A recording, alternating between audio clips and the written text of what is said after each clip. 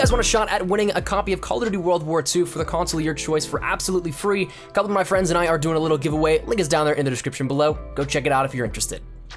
We're moving closer and closer to the launch of Call of Duty World War II, and as of in a couple of days' time, it will only be 7 days, 1 week away. Currently, we're right on the cusp of that 10-day mark, sitting at 11 at the very moment, but with that said, the anticipation is building. I'm personally getting incredibly hyped to be able to play the game for myself, everything like that, but as of this time, normally we're going to be seeing a ton of different leaks, a ton of different things come out from official sources, from unofficial sources, all that kind of stuff that we see every single year going and giving us more information, hyping us up, getting us ready to jump right into the playstyle. And that said, one thing that came out as of recently, though unofficially because it hasn't been tweeted out by any of the official accounts or anything, but it is on the official trophies list for everything regarding Xbox One and PlayStation 4, the achievements for Call of Duty World War II ended up coming out. So whether or not you want to consider this a leak, I think it's totally irrelevant to that because these are published a little bit earlier every single year for every single game.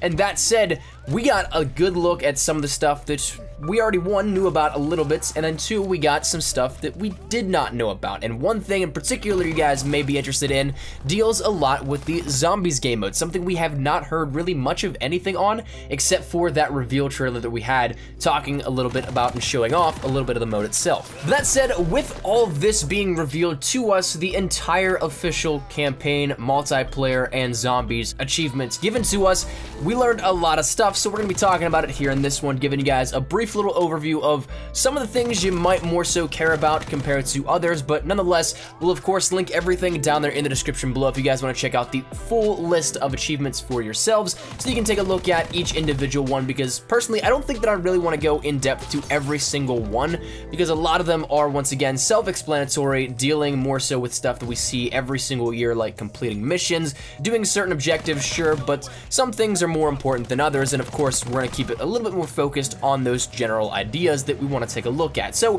first and foremost, let's start out with the campaign. Let's get a little bit of this out of the way because there is some things in here that actually does showcase a little bit of the new features and new systems we'll be playing around with within Call of Duty World War II.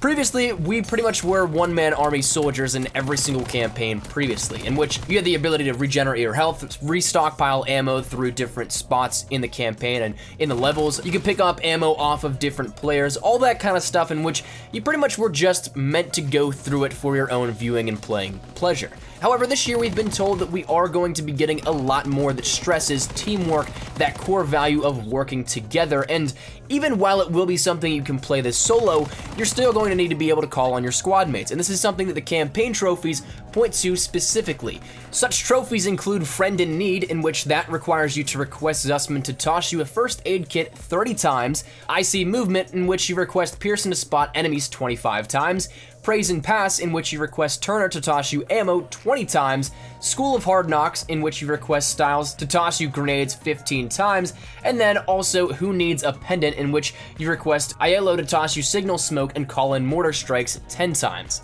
So, as you can see right here, this is a great example of how they're compartmentalizing and breaking down every individual characteristic that you, as an air quote, maybe super soldier in previous years would have just done yourself. So, it really stresses more so on the campaign features built around trying to bring that group mentality together, the co-op experience, and this is something that I'm really actually incredibly intrigued about to see how much this will change up how people play it in solo, and of course, within campaign, you're probably going to end up playing in a co-op fashion with friends as different squad mates here with this, so you'll have to maybe work together with each other to work everything out and get everything situated so that you all can press on in the campaign further. Similar to like the class setups that we've seen in Zombies previously detailed to us via leaks and everything like that, everybody's going to have their own specific task available to them.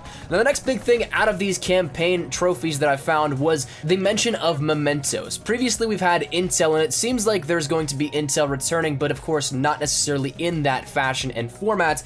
The Pieces of History achievement detail that you need to collect all 33 mementos, in which it seems definitely to me like that is something that is not necessarily in the main quest of the storyline and the campaign there within, but as with Incel we've seen previously in different campaigns, it's a sort of side quest that you can go and look off in the different hidden areas of each level that you end up playing on to try and find this extra stuff that maybe gives you an extra reward, gives a little bit more of a backstory, gives maybe an alternate story, who knows. And the final thing I want to detail on these campaign trophies deals with the fact that there were 12 completion-based trophies. So it looks like 12 missions we'll be getting within the campaign, which does fall in line with previously what we've seen in different years like that, so maybe comparable in terms of time frame and completion for all that. I know some people really want to see campaigns last longer, maybe some people want them to be shorter, but it really all comes down to what is that balance here within Call of Duty, what works well, and it seems like right now we're going to be right in line with what we've seen previously. Now, of course, there are some multiplayer trailers. There's nothing really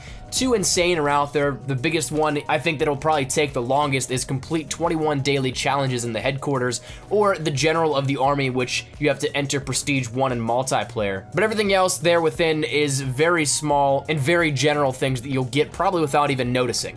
Now, the thing that we want to talk about probably the most here in this one, and what you guys may in fact be interested the most in as well, deals with the zombies trophies within Call of Duty World War II. And one of the biggest things here to us is that it gives us the map name right off the bat. So while all of this pretty much has been inferred, and if you made it this far, you've already sat through some spoilers, but if you don't want zombie spoilers, feel free to click off at any point in time here at this one. But the zombies map itself is detailed as being called the Final Reich. Now, for those guys that have been following all along with zombies from the very get-go within Call of Duty World War II, this is actually the third name that we've had thrown around, and though it doesn't necessarily pertain to the mode itself, we have seen two different names already, from one, the leaked version of the zombies trailer, and two, the official version of the trailer. So up until this point, a little bit of a recap. The leaked version named zombies as Army of the Dead.